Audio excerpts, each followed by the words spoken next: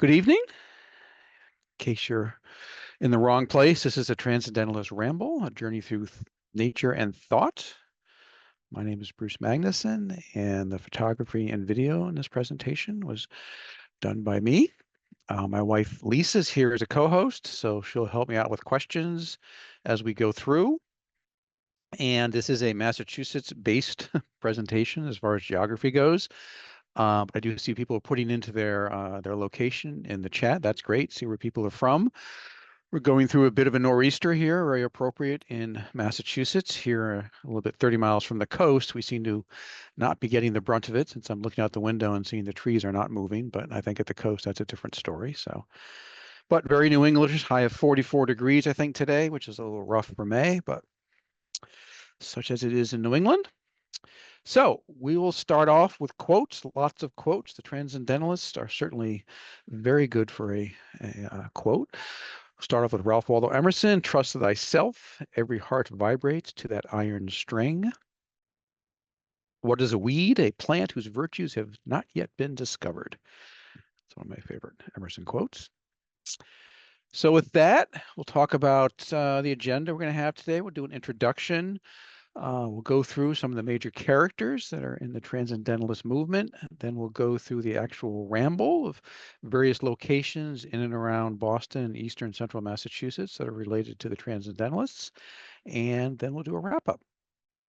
So during the webinar, I'll take some breaks and answer questions. If you do have questions, there is a Q&A box here that you can pop those questions in there, and Lisa will try and keep me honest and take breaks and address the questions as we go along. So as an introduction, what is Transcendentalism? There was a recent book by Randall Fuller, who was actually a descendant of Margaret Fuller, one of the Transcendentalists. He wrote a book that just came out late last year called Bright Circle, 5 Remarkable Women in the Age of Transcendentalism. And his definition is, its primary argument is that every person is valuable and worthy of respect because every person contains a divine spark. And that once we realize that, society and community will be renovated in a way that has yet to occur. So it officially began as a movement in 1836 in Harvard Square in Cambridge. 4 gentlemen, after attending the 200th anniversary of Harvard, hard to believe 1836, Harvard was already 200 years old at that point, started as a college in 1636. And the Willard Hotel in Harvard Square, which is where the first meeting happened. I guess that hotel is no longer there. But the gentlemen involved were George Ripley or Ralph Waldo Emerson, both of we'll talk a little bit more about, Frederick Henry Hodge and George Putnam. It was a break from Unitarianism. It was born from a debate between the New Light theologians who believed that religion should focus on an emotional experience and Old Light opponents who valued reason in their approach. So I want to give a shout out to a friend of mine, Richard Higgins, who's written a book, just came out actually last November, called Thoreau's God. And he was kind enough to kind of give me a Transcendentalism 101 during the winter. And he has some pretty good descriptions of it. It holds every person has unique powers and they should research for them and constantly unfold, guide, and nourish them. In that sense, it was self-culture. When people do that, they discover that the divine principle resides in themselves and in every human person. William Ellery Channing said, "We see God around us because God dwells within us." It says, knowledge depends on the senses. The Transcendentalists believe in intuition, our native ability to know truth on our own without external proof and independent of other views or prior revelations of the truth. Emerson said his whole teaching came down to the infinitude of the private man. Wasn't an armchair. They were very active, like pragmatism, at testing the truth of an idea by the difference it makes. Thus, the Transcendentalists were very strongly anti-slavery. They believe the inequality of women must end and that children must not be punished or trained as workers, but rather led to foster the spirit within. So we'll talk about kind of these really 3 core concepts: abolition, women's rights, and education. So the Transcendentalists we're going to meet are very core to those particular concepts. And they did believe that divine wisdom could be read directly in nature. And that's another major component. Henry David Thoreau, which we'll talk a lot about. He certainly is a proponent of that. I wouldn't say Transcendentalist is riddled with humor, but there is this relatively famous cartoon that came out. Christopher Pierce Cranch, who was a Transcendentalist, he wrote or did this cartoon called A Transparent Eyeball around 1836 to 1838, just when Emerson had written his first essay, Nature. And this is from nature. He says, standing on the bare ground, my head bathed by the blithe air and uplifted into infinite space, all mean egotism vanishes. I become a transparent eyeball. I am nothing. I see all. The currents of the universal being circulate through me. I am part or particle of God. So he kind of took that concept of the transparent eyeball and made this cartoon of an eyeball with legs. That's probably as much as humor we can squeeze out of the Transcendentalist in the next hour, but I'll try not to make it as too dry. So I want to set some context. This is all happening in the early to mid 1800s in the United States, but it is a very, very lot of change going on in this time. This is actually a photograph of the Lowell Mills. But in 1848, you had the Seneca Falls Convention, upstate New York, which is the beginning of the women's suffragette movement here in the United States. You have in Europe, and we'll talk about this with Margaret Fuller, you have European revolutions, France, Italy, Germany, the Austrian Empire. 1848 is actually known as the Year of Revolutions in Europe. So we have a lot of dynamic things going on in that part of the world. You have abolition. We have the Kansas-Nebraska Act of 1854 and the Fugitive Slave Act of 1850. Both of those play a lot into the precursor to the Civil War. Actually, I plan on doing a presentation on John Brown in the fall, so we'll get a lot more detail into the Kansas-Nebraska Act, but obviously slavery is a huge issue in the mid 19th century. And you have industrialization, like this picture of Lowell shows. You have steamships, you have railroads, and you have the rise of factories. So it is a very dynamic time. I know that I think all of us and throughout history, everybody thinks they live in the most dynamic times. Certainly, we're talking about that now with things like artificial intelligence, things along of that nature. But certainly in the mid 1800s, an awful lot of stuff is going on. A change in the world is happening very rapidly, and the Transcendentalists are really, really kind of ruminating on this. So we'll talk about some of the major characters in our story. We'll talk about Nathaniel Hawthorne, Margaret Fuller, Bronson Alcott, Ralph Waldo Emerson, and Henry David Thoreau. So we'll start with Emerson, the Sage of Concord. So he is born in Boston in 1803, actually dies in Concord in 1882. He does graduate from Harvard in 1821. He's an essayist and a lecturer. His major works are Nature, is kind of the seminal work as far as Transcendental is concerned. That's published in 1836. He has The American Scholar in 1837, and the very famous essay Self-Reliance in 1841. He does inherit money from his first wife, Ellen, who passes away from tuberculosis. We'll actually talk a little bit about that as well, since that has a large impact on the folks in this story. He has to sue to get part of his estate, and at the beginning, he does become kind of the Bank of Emerson. The reason that Concord is the place that all of these people gravitate to is because of Emerson. And Emerson is able in the early days to fund a lot of this. And so a lot of these people are coming into the town, and he's able to support them in various ways. Thoreau actually works in his house, and he helps out Bronson Alcott getting a house, and he's helping people publish. He does end up making a good living as a lecturer. He actually kind of gives up the pulpit and becomes a lecturer both here and abroad. He does have financial troubles at the end of his life, but for the most part, he is really both the spiritual and the economic engine of the Transcendentalists in the mid 1800s in Concord. So he's the benefactor of them. His house is still there today, a little bit outside Concord Center. It's open from pretty much around now until I think around Columbus Day. It is still owned by the family. And I will say it is not air conditioned. So if you do want to go, I would suggest you probably go. Actually, a day when it's 44 degrees might not be such a bad day to go there. But it is a Spartan place. Right across the street from it is the Concord Museum. And the Concord Museum is this amazing little museum, relatively speaking, right outside Concord. And a lot of the folks that we talk about, artifacts from them and other things, including the Revolutionary War, are housed in this museum. And with the Emerson House being right across the street, when the Concord Museum comes into being in the 1930s, they have a discussion with the Emerson family about a lot of the artifacts that they have, and they come to the conclusion that they're better housed, can have better HVAC, or there's no actually AC in those days, but better climate control, a better place to show it at the Concord Museum. And so you see in this picture here on the right-hand side, this is actually Emerson's house taken from a window in the Concord Museum. So it literally is right across the street. And they take Emerson's study and move it pretty much lock, stock, and barrel across the street. And so today, when you go to the Concord Museum, you will see Ralph Waldo Emerson's study pretty much fully put together.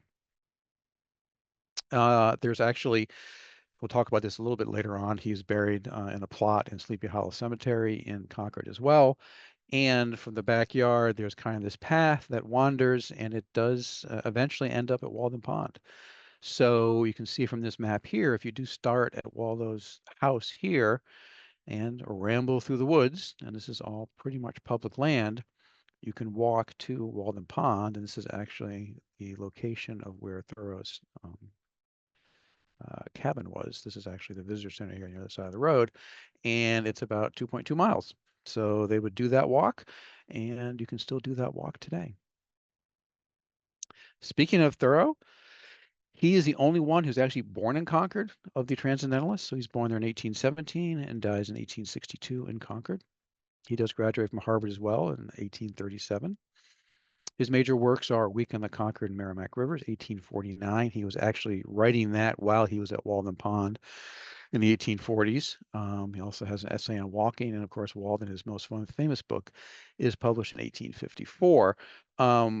During his lifetime, he does not sell a lot of books. One of the jokes is, I believe the publication run for the Week on the Concord and Merrimack River is around 1,000 volumes. He ends up getting about 700 back.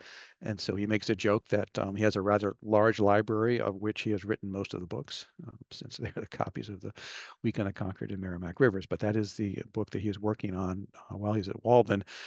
Basically is kind of an homage to his brother John, who had passed away a couple of years early from lockjaw.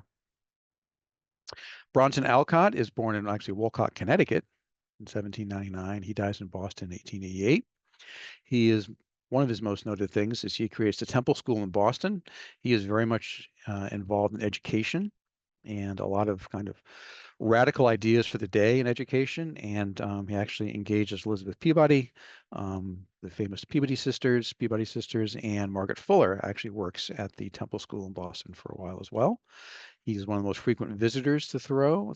Thoreau actually mentions him in the book, not by name, but I think he calls him the philosopher. But he does talk about in Walden that he's getting these visits, and Alcott does actually visit Walden quite a bit.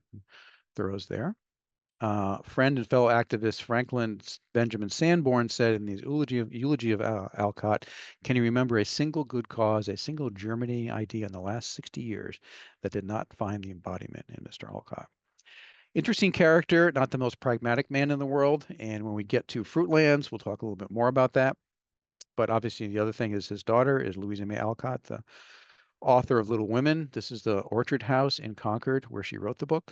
It's not where the book takes place, but it is where she wrote it. And over on the left side here, this is actually Alcott's philosophy school. So he has a school of philosophy. The building still stands today that he ran for, I think, 10 years or so, right next to the Orchard House. You can see the house right here. And this is the actual Orchard House, which can be visited today. Interesting place to go. He wrote a famous book called General Maxims of Teaching, by which to relegate the instructor's practice in instruction. And, some of his ideas were, we kind of take them for granted now, but we talked at the beginning of, he wasn't into corporal punishment. Actually, Thoreau, when he graduates Harvard, he does become a school teacher in his early days, and he leaves school teaching because they want him to deliver corporal punishment, and he wants no part of that. So a lot of these things that are happening, and they are happening in Massachusetts, a lot of Horace Mann, a lot of the ideas around public education do generate from Massachusetts in the mid to late 1800s. So we certainly have that to thank as far as our public school system goes in the United States. And moving on to Margaret Fuller, this famous quote by Edgar Allan Poe, who is a contemporary of these and actually kind of verbally jousted with a lot of the Transcendentalists because he was a critic as well as an author. He says, "Humanity can be divided into three classes: men, women, and Margaret Fuller." So they famously had a couple of debates on various things. I think it was down in Baltimore. But her name was actually Sarah Margaret Fuller. Should have actually mentioned with Thoreau, his birth name was actually David Henry Thoreau. And he changed it for ideas that people don't really know to Henry David Thoreau, and was known that as the rest of his life. But you'll see that with a lot of these Transcendentalists. the name that they use does change. So Margaret Fuller was, her birth name was Sarah Margaret Fuller, but she does go by Margaret Fuller. She was born in Cambridge, Massachusetts in 1810. Actually, she was in Cambridgeport, part of Cambridge. And her father, he decides to retire from public life and ends up buying a farm in Groton, but he dies 2 years later. So the family is left to have to deal with this um, farm in Groton, and she goes to Boston to support herself. So she lives in Boston and actually ends up working at the Temple School. And this is kind of the theme with Bronson Alcott. She does work at the Temple School, but she's unpaid. And I think she tolerates that for a year or two, and then she has to go off and make a living. She does tutor and organize conversations for women, which rely on Greek myths, among other examples, to challenge the contemporary place of women in society. We'll get to that in a second. And she edits the first 2 years of the Dial, which is the publication that the Transcendentalists create. Once again, she does that unpaid. And her first book is a translation of Goethe called Conversations with Goethe in the Last Years of His Life while at her mother's farm in Groton, and is published in 1839. And they believe she was a model for Hawthorne's Hester Prynne, and she certainly is a model for Zenobia, main character in the Blithewald Romance, which we'll come to later, Hawthorne's book about the transcendentalist experimental community in West Roxbury called Brook Farm. So this is the Dial. As obviously graphics weren't a huge thing back in those days, but this is issue number 1, published in 1840. She does become the first foreign correspondent for a U.S. newspaper, not just the first female foreign correspondent. I believe she was actually the first foreign correspondent for the New York Tribune, who is edited by Horace Greeley. He's a very, very big proponent of really both Thoreau and Fuller. She actually goes over to one of the revolutions I mentioned, 1848, is happening in Rome. She goes to cover that, falls in love with one of the revolutionaries there, Giovanni Asoli, and they have a son, Angelo. Unfortunately, the revolution does not go their way, so they're forced to kind of scramble. And so she is going to bring the family back to the United States. And unfortunately, they perish in a shipwreck off Fire Island. And actually, Emerson then sends Thoreau down there to see what he can get, ideally recover the remains of Fuller, but he is not able to do that. He is able to get some of her belongings. I believe he ends up with actually the button off her husband's coat. But, and Thoreau talks about this in Cape Cod, his book, Going to the Cape. Before he gets to the Cape, he ends up in a shipwreck in either, I think, Scituate or Cohasset. And he's on the beach, and there's tons of shipwrecks happening on the New England coast in those days, and they become a real source for scavenging. So when these stuff washes ashore, including bodies, including cargo, everything else, the people go down to the beach and start really picking stuff apart. So when he gets down to Fire Island, he is not able to recover Fuller's remains. But we will get to where her memorial is. And about those conversations, as I mentioned, Elizabeth Peabody, who's one of her sisters ends up being Nathaniel Hawthorne's wife, Sophia Peabody. She has a bookstore in downtown Boston, and it was right near where the current Brattle bookshop is, if you're familiar with that, on West Street, right by Downtown Crossing in Boston. And this plaque you can see right here, it's an indication these buildings are pretty old, and that's where they hold some of the conversations. And her bookstops were the first to offer foreign authors. She published The Dial there. And it was a meeting place for transcendentalists and intellectuals. So a whole host of characters here: Alcott, William Edley Channing, Theodore Parker we'll get to later on, and Margaret Fuller gives her lectures called Conversationists. And they were definitely a very, very important part of the early feminist movement. Nathaniel Hawthorne, who is technically not a transcendentalist, but he is hanging out with this crowd in a big way. And like I said, he marries Elizabeth Peabody's sister, Sophia Peabody, and he lives in Concord, and of course he lives in Salem, but he lives in 2 different houses in Concord, which are very famous, and we'll get to those. But he is born in Salem in 1804, and actually dies on vacation in Plymouth, New Hampshire in 1864. He, keeping the theme here of these alterations of the name, he changes his name by adding a W to it. So rather than Hathorne, it becomes Hawthorne. And the reason for that is one of his ancestors was one of the judges during the Salem witch trial. So he wanted to distance himself from that. And I think the guy's nickname actually was the hanging judge. So he has that family legacy that he wants to distance himself from, so he adds a W to his name. He does go to Bowdoin, class of 1825, and his classmates are actually Henry Wadsworth Longfellow and the future president of the United States, Franklin Pierce, who he was on vacation with in Plymouth, New Hampshire, when he died in 1864. He marries Sophia Peabody in 1842. And like I say, he's not a transcendentalist. If you're familiar with Hawthorne's work, he certainly has a less optimistic view of human nature, particularly if you think about things like the Scarlet Letter and the House of the Seven Gables. Speaking of which, the House of the Seven Gables is something you can visit up in Salem today. We went there this winter. And Sophia Peabody was actually an artist. And so some of her original works are in the House of the Seven Gables, and she was quite a good artist. And once again, a female artist in the mid 1800s is not something that's all that common. So she is a very, very accomplished artist, and they have two of her paintings at the House of the Seven Gables. And one of the famous attributes of the House of the Seven Gables is the hidden stairway. I had not been there in 50 plus years, but I remember the hidden stairway. So you can go up the hidden stairway. I didn't remember that, but the tour guide lets us go up the hidden stairway, which is very hidden and very narrow. The interesting thing about this stairway is the House of Seven Gables. There's this character, I guess, who kind of appears in different places, and it's not. I don't think it's articulated that there's a hidden staircase, but it's kind of implied. The interesting thing is this is actually put in after the novel was written. So the house is redone in the late 1800s, early 1900s, and actually a lot of the Seven Gables had been removed. And so this Caroline Emerton, who's the owner of this at this point in time, we'll get to her in a second, she kind of retrofits it to make it, kind of, art mimicking history, mimicking art.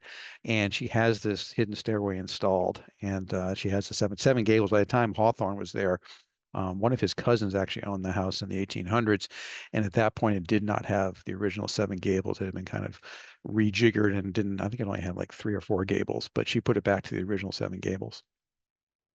And speaking of which, we will do a little pano here of. It's kind of quite a complex down in Salem on the water. They have the House of the Seven Gables. They have this courtyard, and there are various buildings related to the time frame in that. And they actually moved Hawthorne's birthplace. This red house here on the left he was born in Salem, and the building was down the street, but they moved it to the location. And so now, when you go to the House of the Seven Gables, you can actually go into Hawthorne's birthplace as well. It's a very nice complex. And it's interesting, and we'll get this story with the Margaret Fuller house as well. But as I mentioned, Caroline Emerton is this philanthropist who buys the house in the late 1800s, early 1900s, redoes it, puts in the staircase, but she makes it a settlement house for immigrants. So in the early 1900s, it becomes a settlement house for immigrants. And to this day, it still has that function as they offer classes. When we were there in, I guess it was January of this year, they were offering a lot of Ukrainian classes and things based on Ukrainian language to help any Ukrainian people who had immigrated to this country transition into living in the United States. So that whole concept of a settlement house is kind of interesting. That we'll see that with the Margaret Fuller house, that these houses, have had these functions for a while. Now, I mean, Hawthorne wasn't nearly into the social um, uh, progressive stuff that Fuller was, but it is kind of interesting that this house becomes a settlement house, and over 100 years later, it still is that. And the only house he actually owned is the Wayside, which is a couple of houses down from the Orchard House in Concord. And he owned that in 1852 to 1870. He passes away, and Sophia keeps it. It is currently a national parks property. And full disclosure, I have started to volunteer for the National Park Service at the Minuteman Historical National Park. So this is not open all that often, I think, due to staffing and other concerns. So I'm hoping I've never been in it. I've been outside, obviously, photographing it, but this third story section was added for Hawthorne, and so he wrote in here. But it is open. I believe it's open on weekends beginning mid-July, mid-June, through Columbus Day, but I'm not sure. So I do need to talk to my contact at the National Park Service to see what's going on there, and I'd love to volunteer and be able to work at that house. But working at the Old North Bridge is pretty cool as well. So if you happen to be floating around any of the visitor centers or the Old North Bridge, you may run into me. So this is Concord. This is actually the Minuteman Park is split into two. This is the Battle Road area where there's a visitor center with a 23-minute video on it. This is the Old North Bridge, where there's also a visitor center here with a shorter 7-minute video. The actual Old North Bridge is right here. And in between is just like a whole mess of history. So we had Sleepy Hollow Cemetery, which is where a lot of these folks are buried in a famous place called Arthur's Ridge. You have the Wayside right here, Hawthorne's house. You have the Orchard House here. You go down here and you have Emerson's house and you have the Concord Museum. So this whole stretch of road is just an amazing, amazing amount of history. And then you have the old manse over here by the Old North Bridge. Part of the challenge is they're owned a lot by different entities. So there is not a one-stop shopping as far as ticketing goes. As I said, the National Park Service owns the Wayside, but the Orchard House is kind of its own thing. The Emerson House is its own thing. The Concord Museum is its own thing. Old Manse is owned by the Trustee of Reservations, but an incredibly interesting place to visit if you haven't. And if you have, it's an incredibly interesting place to go back to. So I think at this point, we will take a break and see if we have any questions. Yeah, Bruce, a couple interesting things. We have someone who works at the Main Street Visitor Center on the call today, Abby, who has welcomed people to stop by and mentioned that the map you were showing she gives out there. So that's awesome. Welcome, Abby. So Abby Also, probably knows my friend Victor, who works at the visitor center as well. yeah, probably so. One of the questions that came up, and this was asked really early on, Bruce, so you may have already covered it, but I thought Margaret Fuller only had one child and he drowned along with Margaret and her possible husband when he was 3 in a shipwreck. How could she have a descendant? Am I remembering wrong? That's the first question. So did you mention that she had descendants early on? Yes, yes. Well, I think the descendant comes from one of her siblings. Okay, But great. yes, she did have a son. I think he was actually 1 or 2 years old. But yes, unfortunately, he did perish in the shipwreck as well. Okay, so that answered that. So someone in the family's child, not Actually, necessarily her yes, child. actually, probably a brother since the guy's last name was Fuller. So I would assume that was he's a descendant of Margaret Fuller's brother. Margaret Fuller's, I should know this, but one of her siblings was married to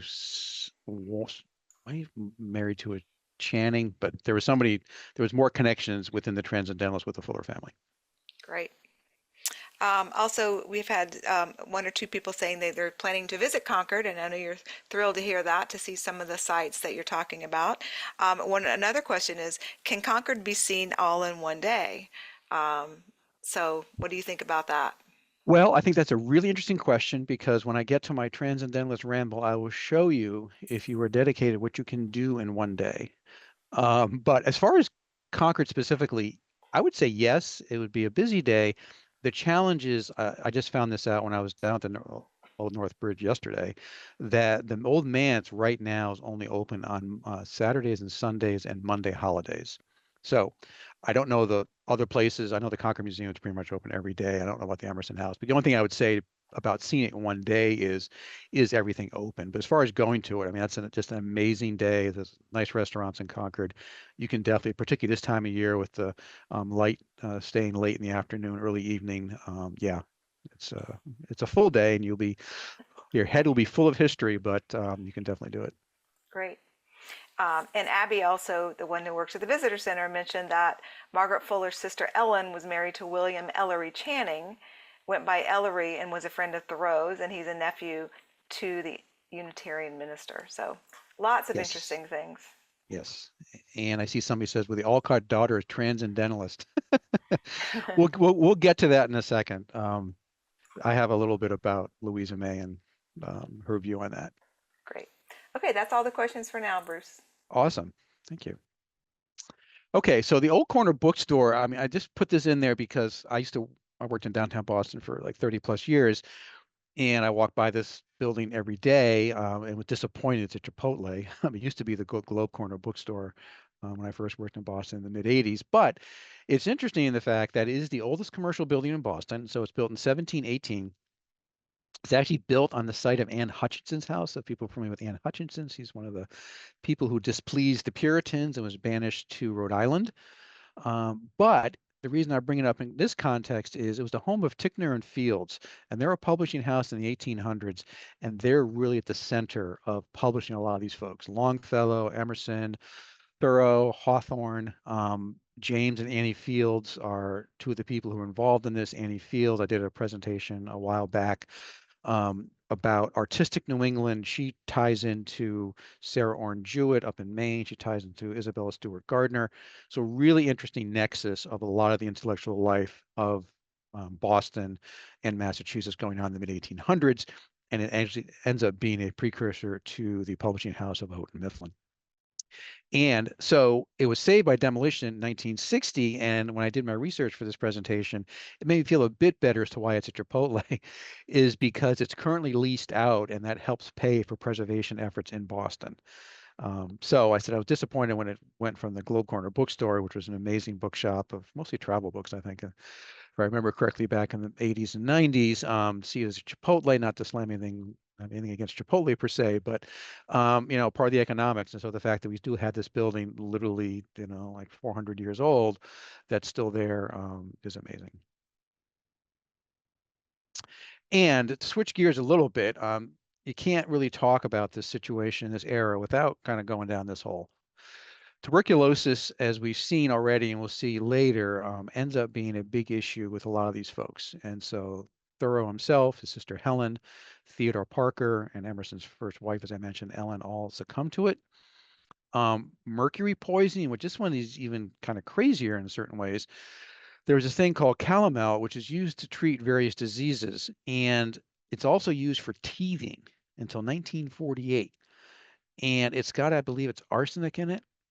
And so Sophia Peabody, who's Hawthorne's wife, she is very sickly throughout her whole life. She does actually outlive Hawthorne, but she's never in great health. And the supposition is her father was a dentist, and he used it for her teething in her very, very early childhood. Actually, may have contained lead.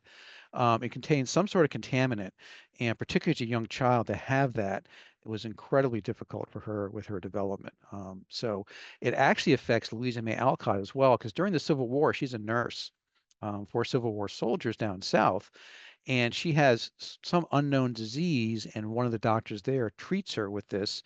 And once again, for the rest of her life, basically, Louisa May Alcott is in poor health until she passes away. I believe she passed away in her 50s, but she is not in great health from her mid-20s onward. As I mentioned, Thoreau's brother, John, passes away from lockjaw. He actually cuts himself with he's actually sharpening his razor, rusted razor, I guess, cuts himself, ends up contracting lockjaw, and dying in Thoreau's arms a couple of weeks later. So, once again, and we have tetanus boosters now and tetanus shots, so you kind of have a good appreciation of, some of the advancements we've made, and scarlet fever. And a really, really tragic time frame for the Transcendentalists is within a month of Thoreau's brother passing away, Emerson's first son, Waldo, passes away from scarlet fever. So it's in the winter time frame, January to February, I think 1843 maybe. So that really hits the Transcendentalist community really, really hard with both those deaths that happened so close together. And typhoid fever claims Hawthorne's daughter, Una, who is over in the UK, I believe, and I believe Sophia and Una were buried in the UK and were disinterred and brought back to Sleepy Hollow maybe about 10 years ago. So, and not to think this is something in the past, the best-selling author John Green, ironically enough, literally just released a book about a month ago called Everything is Tuberculosis, The History and Persistence of Our Deadliest Infection. So unfortunately, tuberculosis is still with us. And it does pop up every once in a while here in the United States, but certainly other parts of the world, it is very, very pervasive. So this is Author's Ridge in Sleepy Hollow Cemetery, right kind of behind the square, Monument Square in downtown Concord. You can drive into the cemetery. The Author's Ridge is kind of back toward the rear of the cemetery. So if you're doing that one-day trip into Concord, I would suggest that you maybe drive into the cemetery, save a little bit of time, and you can go up to the Author's Ridge, and Hawthorne's up there, Thoreau's up there, Emerson's up there. Pretty interesting place. And these cemeteries are actually beautiful spots, very wooded, well-tended. So with that, we'll go into the Transcendentalist Ramble. So what kind of got me down this path was I've been interested in the Transcendentalists. They've existed in Concord, which is only about 15 minutes, well, 30 minutes from where I live, probably 10 miles. So I've been in the area a lot, and they kept coming up in different things I was doing, different readings, and I was like, well, I should go visit these places. So I decided to kind of issue myself a challenge of some of these places are south of Boston, and those of you who are natives or residents around Boston realize those of us north of Boston traveling south of Boston is you might as well be going to Tahiti. We don't really typically venture that far south. We have people who go north to the mountains and to Maine, and people who go south to the Cape. So I decided, like, if the winter's a good time, traffic's not horrible, let's have a challenge and go visit some of these sites. So the majority of these were done in a single day. And I'm up here in Chelmsford, but kind of swept down here to West Roxbury, and there's Brook Farm down here. There's the Theodore Parker Church in West Roxbury, Schoolmaster Hill in Franklin Park. I actually missed this one. I had to go back the following weekend, but that's the Margaret Fuller House in Cambridge, Mount Ormond Cemetery, and the Cambridge Watertown Line, and then out to Walden Pond. Um, Old Manse and Fruitlands I've been to a zillion times. I did go back to the Old Manse actually at Christmas time. They had a very nice program there at Christmas time, but those were not concluded in the day. But it was a pretty robust day of going and visiting these sites, and they're I wouldn't say they're a lot of them aren't typically well visited, and we'll kind of get into that. And as I mentioned with Alcott and actually George Ripley, there were a couple of transcendentalist communities that spawned from the movement in the 1840s, and there are some remnants of them still today.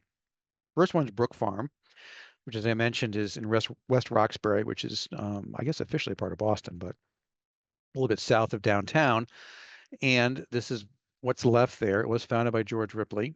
It was a transcendentalist commune from 1841 to 1843. It was actually issued as a joint stock company.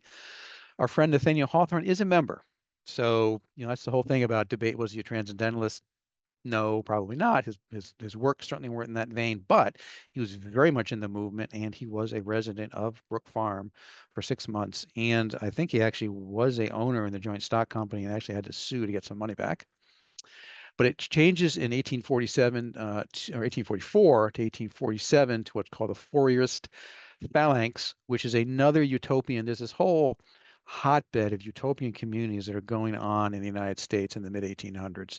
The most notable one is probably the Shakers. I did do a presentation on the Shakers a while ago, where I went into some of the other communities, the Oneida communities, and there's various ones that kind of pop up. And there's Ruskin, John Ruskin, the um, gentleman from England who was very influential. These things do kind of pop up all over the place. So this Brook Farm kind of goes from a transcendentalist one and goes to a Fourierist one, and eventually becomes a Lutheran property for 130 years, and then it's actually acquired by the state of Massachusetts and now managed by the Department of Conservation and Recreation in West Roxbury. The lone building remaining is not from Brook Farm. It's actually from the print shop from the Lutheran Martin Luther Orphanage. What the Transcendentalist Brook Farm was most noted for was its school. Like I said, education was very core to what was, excuse me, going on with the Transcendentalists. So they had this school there that they would charge people to go to, and that became kind of the economic engine for that. Unfortunately, none of this stuff really exists anymore, but there is a property there. It is a park. It's actually kind of an entrance to a cemetery. If you go back in there, there's a cemetery. But there's actually pretty good walking trails. And there's some information about Margaret Fuller visited there, Thoreau visited there. So those folks were actually involved with that. Emerson was a bit skeptical, as he was on most things along this line. He does visit, I believe. He doesn't live there. Um, but this is a note from Ripley to Emerson. Our objects, as you know, are to ensure a more natural union between intellectual and manual labor that now exists, to combine the thinker and the worker, as far as possible in the same individual, to guarantee the highest mental freedom by providing all with labor adapted to their tastes and talents, whose relations with each other would permit a more simple and wholesome life that can be had amidst the pressure of our competitive institutions. One of the more interesting things about some of this stuff you read from the Transcendentalists is how pertinent it is to today. Now, if you read that, this is 1840. I believe the Communist Manifesto comes out a couple of years later. And you see that particularly with the Shakers. Frederick Engel, who wrote the Communist Manifesto with Karl Marx, actually comments on the Shakers.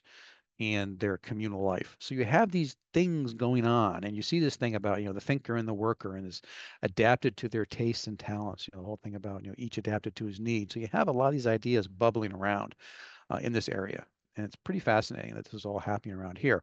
This one I find, once again, not rife with humor here, but this one I find very funny. This is from Hawthorne to his, at the time, fiancee, Sophia Peabody, and says, after breakfast, Mr. Ripley put a four-pronged instrument into my hands, which gave me to understand was called a pitchfork. And he and Mr. Farley, being armed with similar weapons, we all three commenced a gallant attack upon a heap of manure. I shall make an excellent husbandman. I feel the original Adam reviving within me. So so he only excuse me, lasted 6 months, but he was a very much of a cultured guy, ends up working for the customs house in Salem. Manual labor was not his forte, but this is a pretty comical passage of his time at Brook Farm. So Margaret Fuller, there was a cottage there that burns down in 1984. They called it the Margaret Fuller Cottage because she did stay there a lot when she visited Brook Farm. I was wandering through the woods and I found this foundation near where the map told me the location of Margaret Fuller's cottage was. I assume if it was the foundation of Margaret Fuller's cottage, they would have said that, but it was pretty close. And like I said, there's kind of some rambles you can go through there. I mean, obviously I was there in the winter, so the trail was a little bit restricted, but it's a beautiful spot in West Roxbury. And the other community is Fruitlands Museum out in Harvard, Massachusetts. So for a little bit of geographic positioning here, Harvard is out to the west, right off of 495 here, a few towns down from Groton. And it is the home to the Fruitlands Museum, which was established by Clara Endicott Sears. She's a preservationist from a wealthy Boston family. She actually does some legitimate research and writes a book called Gleanings from Shaker Journals. So the Shakers had a village in Harvard, Mass, right down the road from where the Fruitlands was. So once again, you had this really interesting kind of juxtaposition because some of the Fruitland members, at least one, ends up going to the Shakers when Fruitlands falls apart. The Alcotts, I think Bronson wanted to go to the Shakers and his wife finally stepped in, so that's not going to happen. But she does actually get some information journals from first primary source journals from the Shakers, and she has a book that she wrote about Bronson Alcott's Fruitlands because the farmhouse that was there was on the property and she buys that. This is actually a Shaker house that she has moved to the property later. But it was a pretty interesting story. So Bronson Alcott and a gentleman from England, I believe Alcott met him when Alcott did a speaking tour in England, and this guy, Charles Lane, they come up with this idea of we can live on this farm and we can do all these wonderful things and subsist on Mother Nature, but they don't want to use beasts of burden or manure. They don't start habitating there until June. I'm not an expert farmer, but if you're not planting your crops till June here in New England, that's probably not going to end well. So they don't make it through the winter. So the experiment, such as it was, only lasts for a few months, and they have to basically go with tail between their legs back to Cambridge or back to, I forget actually where Alcott ends up. He ends up back in Concord. Like I said, I believe Lane does end up with the Shakers for a bit. And the Shakers did have a whole thing where they had what they called winter Shakers, where people would go live with the Shakers in their village for the winter and then skedaddle when the weather got better. So that was not an unusual thing. But it was just really interesting having the Shaker village a couple of miles away and Fruitlands happening as well. And so this Fruitlands they have the Shaker building right there. They have a museum of Native Americans, and they also have a museum in the Hudson River School of Painting. So it is owned by the Trustee of Reservations, as is the Old Manse. So once again, a highly recommended place to go. And obviously in the fall, you have, I think it's on Prospect Mountain. You're looking over there to either Mount Wachusett and or Monadnock, but it's just a beautiful, beautiful spot. So it's always interesting to see things that are written at the time, the contemporary comments that are made. There was an article in this publication called The Newness, or the article titled The Newness in a publication called The Pioneer. Robert Carter says Alcott was very strict, rather despotic in his rule of the community, and some of the members have told me they were nearly starved to death there, and they absolutely would have perished with hunger if they had not furtively gone among the surrounding farmers and begged for food. One of the other stories is that he and Lane were out really having all kinds of philosophical discussions where his wife Marmee in the Little Women is basically kind of making things work, like harvesting what little crops they have, getting apples, things along those lines. And Emerson's famous quote is, "I will not prejudge them successful. They look well in July. We will see them in December." And in December, I think January, they actually disbanded. He did see them because they were basically heading back to Concord. So, like I said, it's a beautiful spot. It is very steep on a hill. You kind of park, for the most part, up at the top of the hill where there's a nice cafe and a gift shop. This is the farmhouse, the Fruitlands, the Shaker Building. See how they're related. And you go down there, and over here, the Native American and Hudson River School um, museums. And now, this is part of the trustees. They do have different art exhibits. There's an art exhibit actually right now based on the Shakers that just opened up last week. So it's a really incredible place to go. And like I said, going back with the theme of nature and the Transcendentalists, this is really an amazing place to spend some time, particularly in the fall. Back about 20 years ago, they had a bunch of sculptures by the now deceased sculptor Joe Wheelwright, where he took trees and basically took the root ball here and used that as a head and then fashioned these into various beams throughout the woods. It was an amazing exhibit that I had the pleasure of actually having him be the tour guide for the exhibit. It was really cool. And this is my wife and daughter walking through the woods. They have amazing hiking trails throughout the area as well. So, somebody mentioned about, we're the Alcott children transcendentalists. So Louisa May Alcott does write a book, really a satire called Transcendental Wild Oats.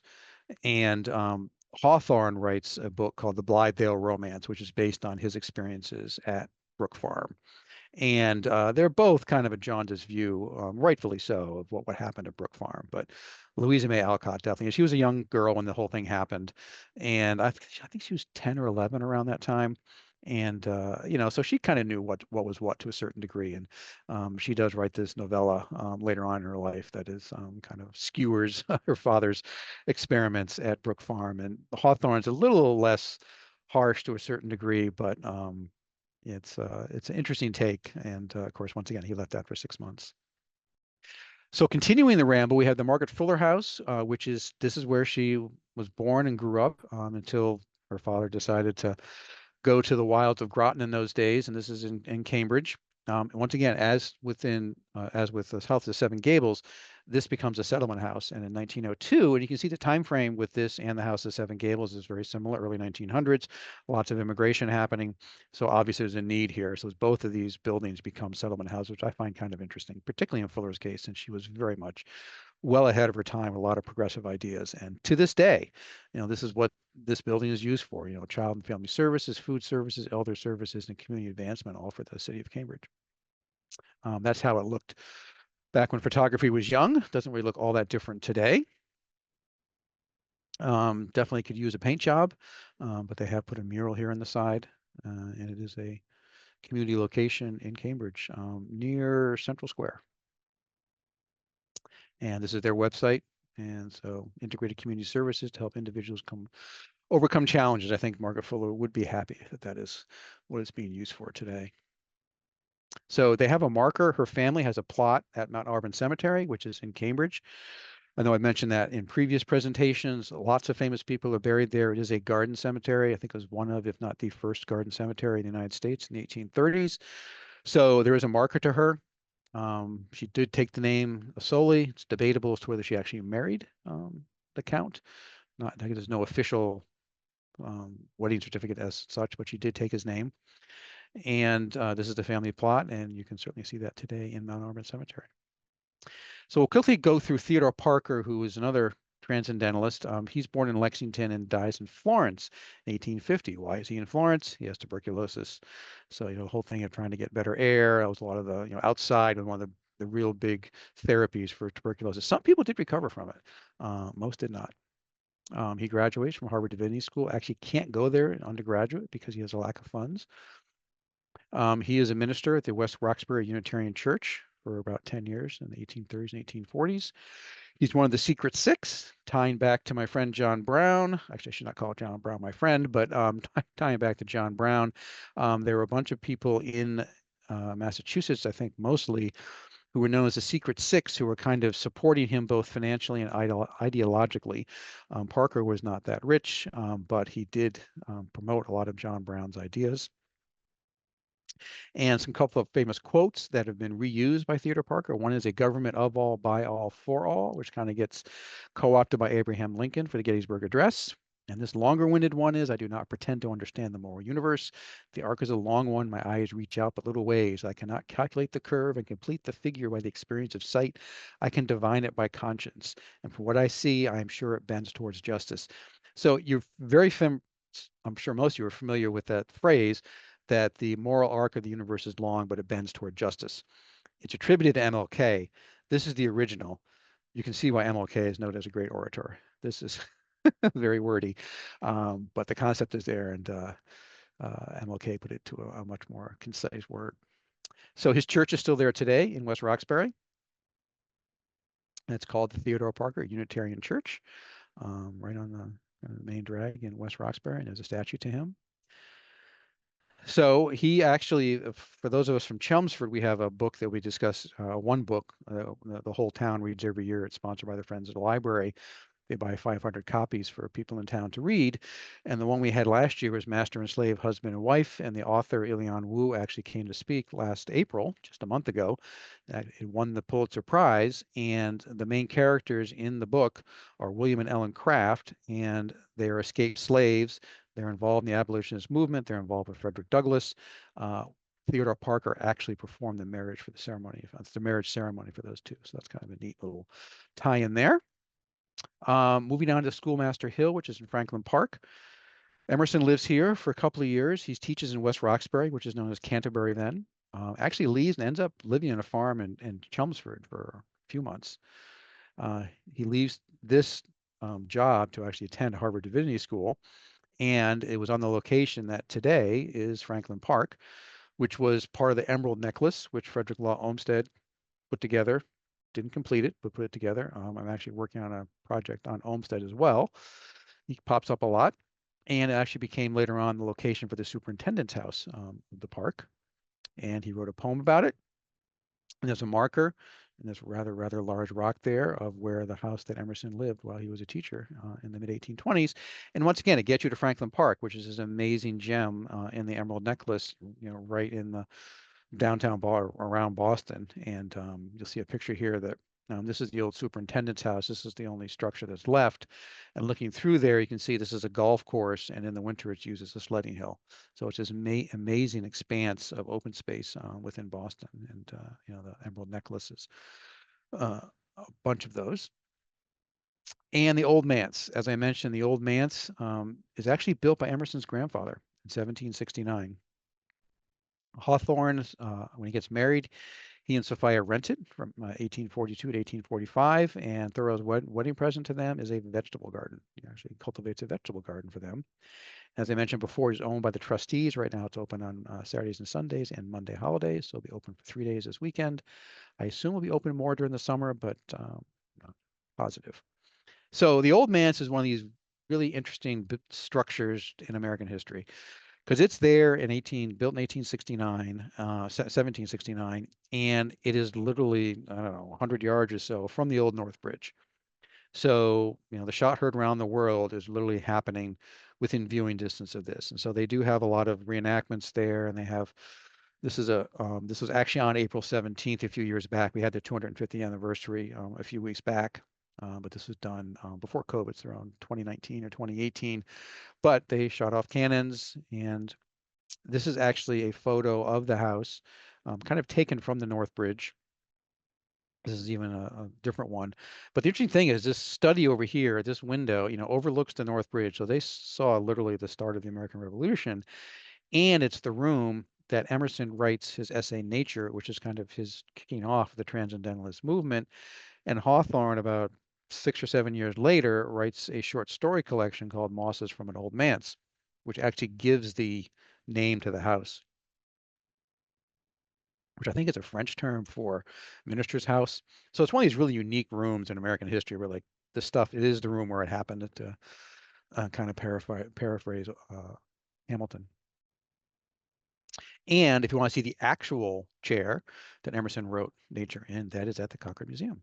They have Thoreau's writing desk. They have one of the lanterns that was, commanded by Paul Revere to hang in the Old North Church. Just an amazing repository of early American history. So we have Walden Pond, which Thoreau starts on July 4th, 1845, and departs September 6th, 1847, 2 years, 2 months, and 2 days on the shores of Walden Pond. This is actually the illustration of the first edition of Walden Pond, with this illustration done by one of his sisters. Published in 1854. And my slides are going a bit wonky. He said, I went to the woods because I wished to live deliberately, to front only the essential facts of life, and see if I could not learn what it had to teach, and not when I came to die discover that I had not lived. So this is actually the dimensions blueprint, as it were, of the cottage. It was 10 by 15 of the cabin. And this is the list of materials. He builds the whole thing for $28.13, which in today's dollars is about $2,800. So he is the progenitor of the little house movement that we have going on here, but he uses a lot of repurposing secondhand, using old bricks, refuge, shingles, and sides. Really a man way ahead of his time. So before I jump into kind of the end of this, let's take if we have any more questions, Lisa. I don't see any. Does anyone have any questions they want to type in? And we can, Bruce can get them at the end. So yeah, I think we're good for now. All right. So one of the benefits of getting older, there are a few, but there are a couple, is in the state of Massachusetts, you can get for $10, a pass for the Department of Conservation and Recreation for most of their properties. And they run Walden Pond. So last fall, I used that as an impetus to say, okay, I'm going to go and photograph Walden Pond for a year. Probably do it longer, but I'll do it. So I started in September. Still doing it today. It does cost $8 a day. If you're out of state, it's $30. So I've been to Walden Pond a dozen or so times, and I also volunteer for the Chelmsford Telemedia here in town, which is the telemedia station that has access to all kinds of cool audio-visual equipment. So it morphed into not just a photographic kind of experiment, but also a video experiment. So over the course of the last few months, I put together this 2-minute and 19-second video, which is kind of my homage to Thoreau.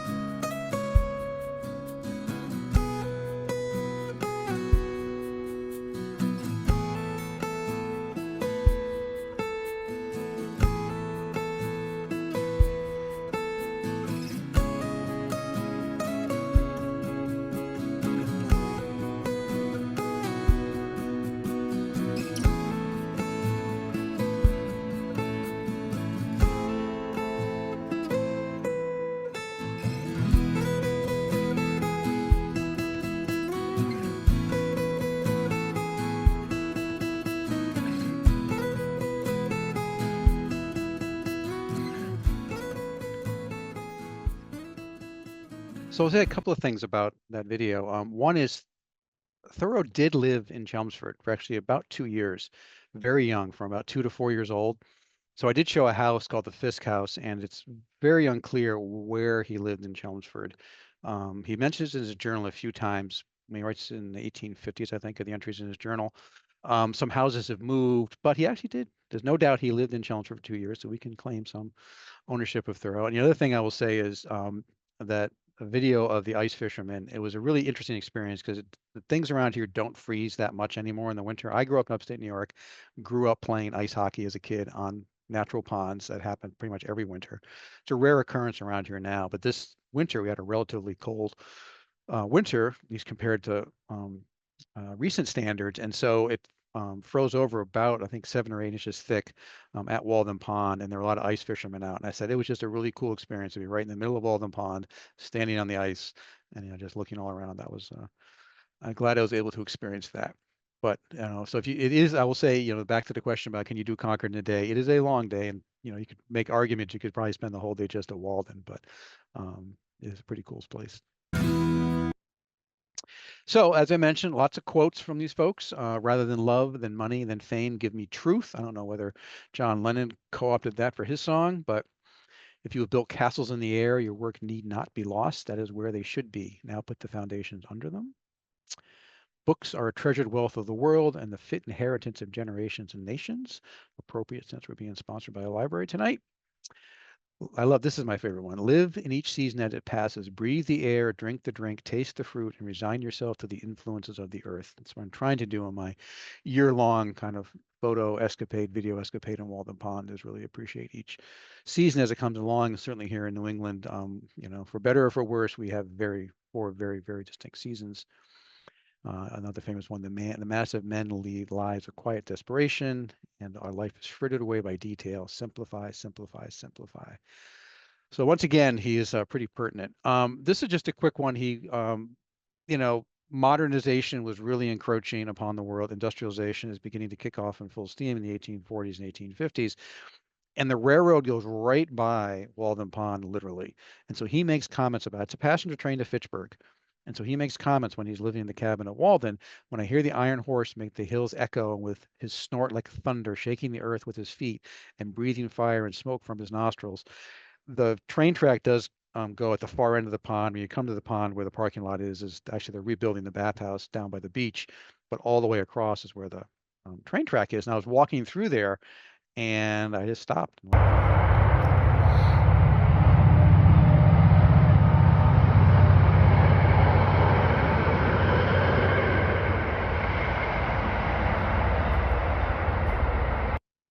That is in no way amplified. I mean, there are diesel trains today as opposed to coal and steam trains from 200 years ago, but you still have that intrusive noise to this day, and there still is the commuter rail going from Boston to Fitchburg.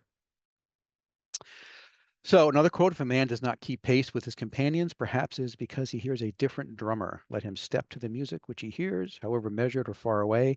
It is not important that he should mature as soon as an apple tree or an oak, should he turn his spring into summer. So we'll wrap up here. This is the eulogy that Emerson gives at Thoreau's funeral.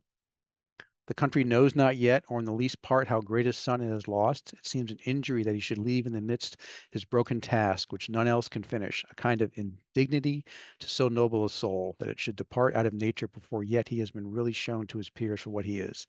But he at least is content. His soul was made for the noblest society. He had a short life, exhausted the capabilities of this world. Wherever there is knowledge, wherever there is virtue, wherever there is beauty, he will find a home. Now, I will say, when Emerson gives a lecture, or whatever, these things are very long. I believe his eulogy was, I think it might have been like, I don't know if it was 2 hours is right, but it was long. But this is end, and it's an incredibly, incredibly touching words. For he and Thoreau had a fractured relationship, and kind of went in and out. And toward the end, they seemed to have reconciled. And so this is an amazing, amazing tribute to his friend. So legacy, this is actually at the DeCordova Museum, which is about 2 miles from Walden Pond. It's a sculpture park called Huff and Puff by Hugh Hayden. It'll be on view there until 2033. He takes the Walden cabin, Thoreau's cabin, and puts it at an angle. It's a very disquieting view. Really interesting piece of work. Friedrich Nietzsche fervently read Emerson as a 17-year-old. Obviously, the abolition movement owes a lot to them. Women's rights, it takes a long time. The 19th Amendment giving the women the right to vote does not come until 1920.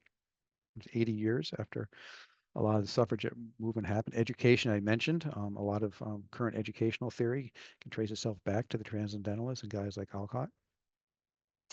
And Thoreau himself. I mean, nonviolence, certainly Gandhi and MLK reference him. A famous essay called Resistance to Civil Government, which later gets termed civil disobedience.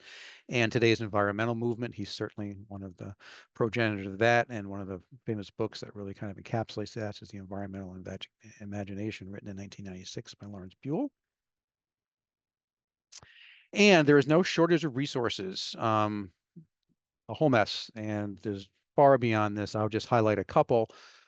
A fiction and nonfiction. The nonfiction is a biography published relatively recently by Laura Dasso Walls called Henry David Thoreau, A Life, and a novel called Woodsburner, written in 2009 by John Pipkin.